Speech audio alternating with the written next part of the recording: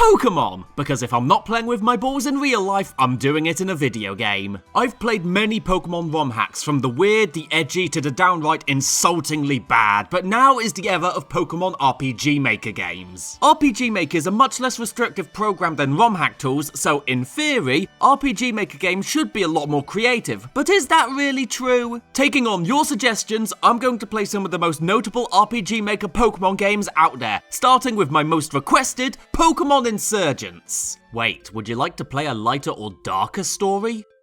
What does that mean? There are two alternate story modes due to popular request. The lighter story has no character deaths and lightens some of the plot. Wait a minute, people die in this game? Friggin' awesome! So the game starts with revealing to us that someone simply called the Augur has recently gone missing, potentially due to his job. The Augur is a strong trainer and leader tasked with doing one thing: eliminating cultists from the region. That's our enemy for this game, folks. We're going to be fighting cultists. Not just one cult either, there's like 6 of them. Each one wanting to remake the world in their own image. Not to mention that the Augur supposedly disbanded half of them before the story even starts, which means at some point in the recent past, there would have been 10 to 12 cults in this region alone. It's like they crossed Jehovah's Witnesses with herpes, they're all over the place. Long story short, the Augur is gone and this guy elects himself as replacement until he returns. Cut to inside a prison cell where we're being held by the cultist of Darkrai. Why? I don't know, and neither do the cultists, actually. After the cult members disappear, a mysterious presence talks to you and offers you a Mew to help you escape. Mew doesn't join your party, but it has one trick that more than makes up for it. Upon leaving your cell and reaching a sacrificial chamber, you find the blood of a cultist on the floor. It's here you discover that Mew can rewrite DNA. If you find a DNA sample throughout the game, Mew will transform you into whatever that DNA belongs to. This is where you transform into a cultist and explore the secret base.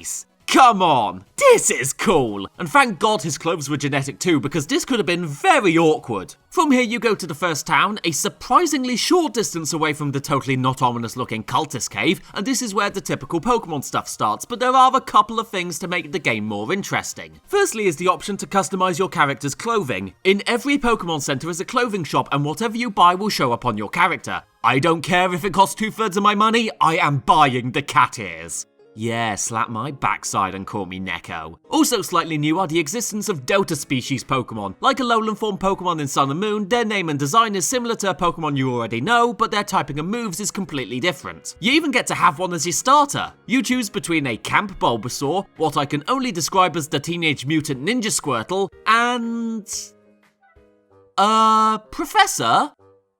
This is not a Pokemon. This is a corpse.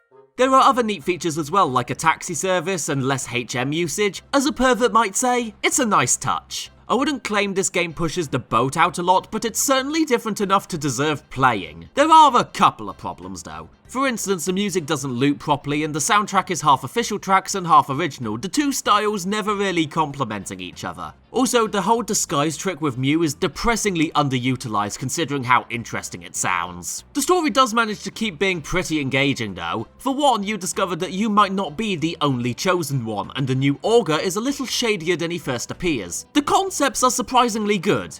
The execution? Well, it depends on what your definition of great is. If you think bad fanfiction level dialogue that will make you laugh so hard you choke is great, then yes, this is a masterpiece. Overall, I would definitely recommend this. Ignoring the rough edges, there's a lot to like here. The next game I want to talk about is Pokemon Uranium. The story opens up 10 years ago telling us about the protagonist's parents. The mother is a scientist working on clean energy and the father is a Pokemon ranger who between them have a young child and everyone is happy. This, if you know even a little bit about storytelling, is the catalyst for someone about to die. Spoiler alert, it's the mum. Under the sorrow of his wife dying, the father starts to neglect his child because this is the Pokemon universe, of course the father disappears, and the protagonist goes to live with their auntie who unfortunately is suffering from some kind of sickness. Well, with that incredibly depressing backstory out of the way, let's begin our fun, colourful adventure through Pokemon Land. We meet up with the professor to get a starter Pokemon, but instead of being shown our possible starters, we instead get a personality quiz. Question 1. Do you hate personality quizzes? Yes, I do. These questions are to find out if you're a defensive, offensive, or all-round fighter when it comes to Pokemon battles. It's just a shame I wish I knew which answer I was highlighting. Yeah, so if you're wondering why the text doesn't fit on screen properly, well, this was only my second experience with RPG Maker games, and it turns out if you don't have the correct fonts installed on your computer, the game just gives you a default. Emphasis on fault in that word because it's absolutely useless. Along with you getting a Pokemon is your rival, and if you're one of those people who prefers it when your rival was a total dick who you learned to hate, this game has you covered. Because this kid is maybe the most annoying rival in any Pokemon game. Not because he's a cocky, confident dickhead, he's a crybaby. I get that he's 10 years old, but in the Pokemon universe, he's legally an adult, so man the fuck up. He always complains and adds nothing to improve your quality of life. If I wanted something like that, I'd have a child, thank you very much. The guy even writes fanfiction of himself. You're making it so easy to hate you. So that's the general story out of the way, but you're probably wondering how things escalate from there. Well, they sort of don't. I played up to 2 gyms and nothing really happened. No villain team shows up, the stuff about the protagonist's parents are only really said in passing. It's just a very bare bones Pokemon experience, and considering the opening sequence, I thought there'd be a lot more here. I checked a walkthrough and things seem to pick up towards the 3rd gym, but that's a really long time to go without any significant incident, especially in a Pokemon game. I'm not even sure who the target audience is. The opening is very dark in tone, but then everything else is so jolly. I imagine this is for experienced players, but I'm conflicted in saying that because the game still feels like it has to give you a tour of the Pokemon Center. No one's first Pokemon game is going to be Pokemon Uranium. This isn't necessary. At least with ROM hacks, they had the excuse of having to physically code out the tutorial stuff, so it was difficult for people less tech savvy. This is an RPG Maker game. If I'm not mistaken, you're starting from the ground up. This is something you had to add in yourself. The rest of the game isn't exactly much better. The battle animations don't exactly look the best, my knowledge of fonts has no bearing on that, and the sound design is incredibly hit or miss. Some music is great, but others just drone. The sound effects have no consistent volume, and I swear to God, this Pokemon's cry is just some guy imitating a cat. I haven't even mentioned the original Pokemon, which granted are pretty good, but the game can't even commit to a completely original Pokedex. Genuinely, the best thing this game has going for it is the design of the menus, and I don't exactly think they're going to be using that as a selling point on their website. Pokemon Uranium, my verdict, pretty boring. The 3rd game I want to talk about is Pokemon Reborn. You start off the game traveling to the Reborn region, choosing between 6 characters, all of which look like bad punk rock icons, and you are then approached by the manager of the Pokemon League. Excuse me, this is a train. You know the rules, no talking to strangers on public transport. She tells you a few things about the world, like how there was an accident a couple years ago, the entire region was nearly abandoned, ghosts exist, you know, the standard tourist essentials. Something goes horribly wrong and the train crashes into the station, but you were pushed out in the nick of time. You wake up now in the Reborn region and oh God!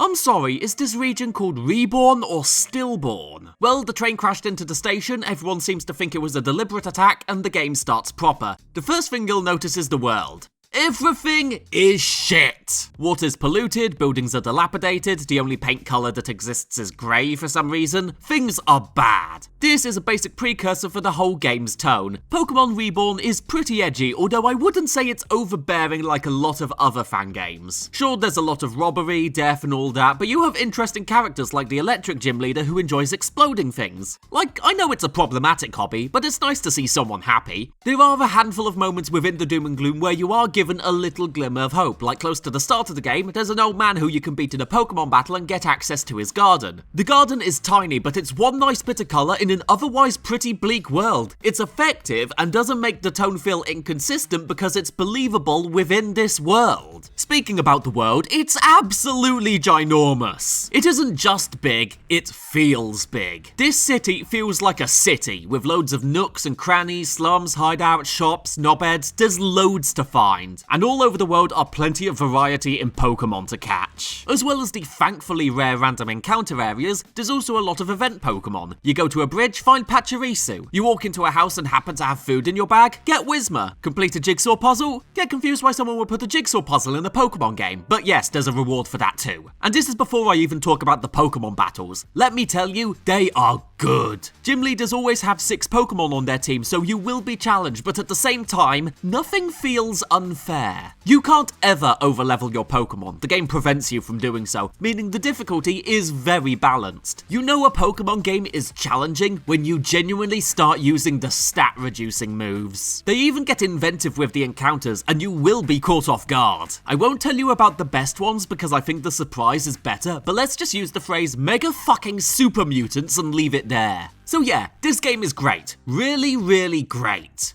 But there are a few problems. Going back to the encounters, there's a new thing called fields where, much like sun, rain, hail, etc., there are different arenas you can fight on. They do make encounters more challenging, but sometimes it feels like you get bested by something you weren't aware of. It's not always certain types of moves that get increased or reduced in power, but certain specific moves get altered as well, and if you build your team in a certain way, joke's on you, you got to grind up a new team. But that really is a nitpick in the grander scheme of things. It is not a problem. What is a big problem is the worlds you explore. Remember how I praised the world for feeling huge and full of stuff? Well, after playing for more than a few hours, you get bored of the same colour palette. Once you've explored everywhere, it becomes kinda boring to walk around, and looking at buildings isn't very interesting. That scene with the garden and other scenes like it are too few and far between. Even when you do get out of the city, like the forest area, it's just as gloomy, so it doesn't feel like a break. Does the sun not exist in this world, or was this game actually set in the UK? Also, the soundtrack is a bit hit or miss. All the music is either original or remixes of old songs. Now, the remixes are absolutely amazing, I love them. The original songs? No, not even close. A lot of the time it's droning, and the worst tracks are always saved for the encounters that should be epic. The villain team's battle and the gym leader's theme have a sort of orchestral feel to them, which might work in, say, a funeral, but not Pokemon. And since I mentioned the villains, let's give them a look over. There are a vast number of them, and fair enough, they are memorable, but their grander plan is shrouded in mystery, and this is the kind of game where I really could have done without that. They're trying to destroy/reshape the world, but everything they do from an outside perspective is just making the world worse, and considering this game already looks like Glasgow on a Saturday night, what's the point? Also, you still have to give HMs to your Pokemon. This game was made after Sun and Moon, so the concept of no more HMs wasn't outside the realm of thinking. This is annoying on 2 fronts because it means your HM slaves need to be battle ready because this game is challenging, but what makes it worse is the knowledge that HMs are commonly used in older games to prevent you from accessing areas you shouldn't enter. In Pokemon Reborn, there's police officers everywhere doing exactly that, so why bother with HMs at all? I think this game is worth your time, certainly at the start. Bearing in mind it is massive, being 18 chapters long and each chapter taking 3 to 4 hours to beat each, give it a chance. If you don't think it's good, you'll almost definitely find it interesting. Next up is Pokemon Kronos. The game starts with our main character, a scientist who I think is supposed to be wearing glasses, but to me just looks really tired, running away from someone. Celebi then appears and transports us into the past to a place called Athenian City. By the way, Celebi can talk in this game. In fact, not only can it talk, but it acts like a total bitch to pretty much everyone it meets. If only more all-powerful deities could be more sarcastic, it would make reading the Bible a lot more fun. We then find an archaeologist named Alexander who offers to help us. As it turns out, we were a member of some organisation called Team Zeta who wished to go back in time and kill anyone in history they deem unworthy.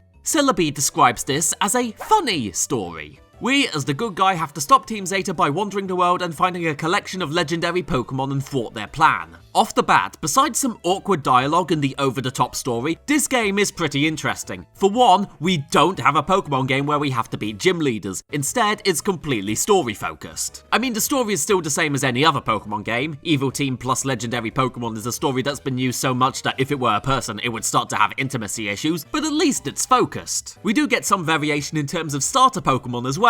Not only do we start with Celebi, but it's also level 30. You completely bypass all the boring annoying weak shit at the beginning and start the game during the meatier segments. That is, however, where my compliments run dry. The game is full of glitches. There was an entire town where I kept getting stuck indoors and I found a wall I could just walk over. The battles are nothing special and Team Zeta are boring, apart from their leader who looks like a gay bumblebee with third-degree burns. They also make some really asinine excuses for implementing features despite time travel. Take the PC for example. It's needed for Pokemon storage, but a computer wouldn't exist in ancient times. What was their workaround?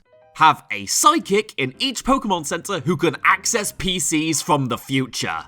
And that is supposed to be less stupid, ladies and gentlemen. The puzzles are stupid as well. You have to find 3 Lake Guardian Pokemon by solving a puzzle each. The first one, which Alexander claims he couldn't solve because it was too difficult, only involved pressing 2 buttons. I solved it by accident. Then there was the second, called the Test of Willpower. What do you think the solution is for that one? Actually, let's rephrase that. What do you think is the stupidest solution possible? If you said, literally just wait around a couple minutes, you were correct! The solution to the puzzle is to do something that makes you bored. How is that a good idea? But all in all, this was really mediocre. I was actually live streaming this game on Twitch, and after an hour and a half, I was arguing with chat as to which Pokemon would be the tastiest. Don't bother with Pokemon Kronos. It's got some nice ideas, but it's not a very good game. Now, you may have noticed that all the RPG Maker games I've talked about all have the theme of being edgier than a cliff, but I did try to find interesting ones that weren't. The closest I came was Pokemon Spork, but there's just not enough here worth saying. Other than some random things like being able to play as a pink and yellow Corsola, a trainer class named Portal Eater, and a Pokedex entry that simply said Jimmy Dean, there's nothing here because it's no different to any other Pokemon fan game, ignoring the weird non sequiturs. So to find the most interesting fan game, basic logic dictates I should find the edgiest game possible. That's how I found the final game, Pokemon Desolation, and before we begin, can we look at the title screen for a minute? You got the logo, a creepy red and black. You get a little girl staring at you with red eyes. You even have a boy with blood dripping from his mouth. Clearly, this is trying to be creepy. But what's one more element you could add to make this more unsettling? That's right, a smiling purple monkey. So the game opens up with dedicated to Amy and Jan. Oh, this game better be good because you are shitting on their names if it isn't. So the game starts with our character on a ship with their 2 friends journeying to the region of Aerith. Everything starts out pretty normal until we overhear a conversation about some kind of shady business deal. Or, in other words, a business deal. Going to alert the captain, you run into a guy who suspects those business people are criminals and asks you to investigate. As it turns out, one of them placed a bomb on the ship and the whole boat explodes. Long story short, you wake up on an island in the ship's wreckage with the guy from the boat. He basically acts like a total twat after the wreckage, but to be fair, public transport will do that to you. From here, you get a choice of starters and are forced to explore the wilderness. So as far as I can tell, the main Pokemon formula isn't very new. What the game seems to focus on more than anything is the story. In fact, I would argue the game tries harder to be a story than it does a Pokemon game. The first 2.5 hours are spent uncovering the mystery of a village of people who all act suspiciously. I say acting suspiciously, acting kind. There's dialogue out the fucking arse, and this game wants you to read all of it lest you miss something that adds to the big mystery. Sounds interesting, doesn't it? Well, that doesn't last. The island you got deserted on was the region your character intended on traveling to. Once you uncover the whole village mystery, it becomes the normal Pokemon formula. Beat gyms, go through routes, evil team, the lot. The only lasting impact that segment has is introducing a kid called Shiv. I know this game was trying to be edgy, but naming a character Shiv is a bit on the nose, isn't it? But don't worry about that segment not meaning anything. Really, it was preparing you. If you thought reading all that dialogue at the beginning was a bit overbearing, well, the overworld is just as bad. These routes are huge and the trainers that populate them are strong. You will quickly get to the point where navigating the world is really annoying. Want to go to the Pokemon Center and swap out your team because you just caught something cool? It will take you 10 minutes to travel there and back. Did you run out of potions even though you bought 20 of them? Better go back to town, another 10 minutes lost. The music is very overbearing as well, but in this case, it actually helps. The tracks are also high energy that they're really catchy. There's rave music music, hard rock, fucking Irish, it all sounds great. The issue is where the tracks play. Some of them sound right for the scene, but others are a lot less so. Some of the routes are populated with weak Pokemon but have music that sounds like a victory theme. The calm boat ride you start the game on has music so epic it sounds like the final boss theme to a Final Fantasy game. That tone-deaf attitude is throughout the whole game. If you thought this game was going to be an edgefest based on the title screen like I did, well, think again. Sure, you see a boat get blown up in a tense scene, but 30 minutes later, characters are making Shrek references. You can watch your friends get killed in front of your eyes, but 2 minutes later, you'll find out they were completely fine. The writing is bad in places you wouldn't expect it to be as well. Remember that dedication to Amy and Jan?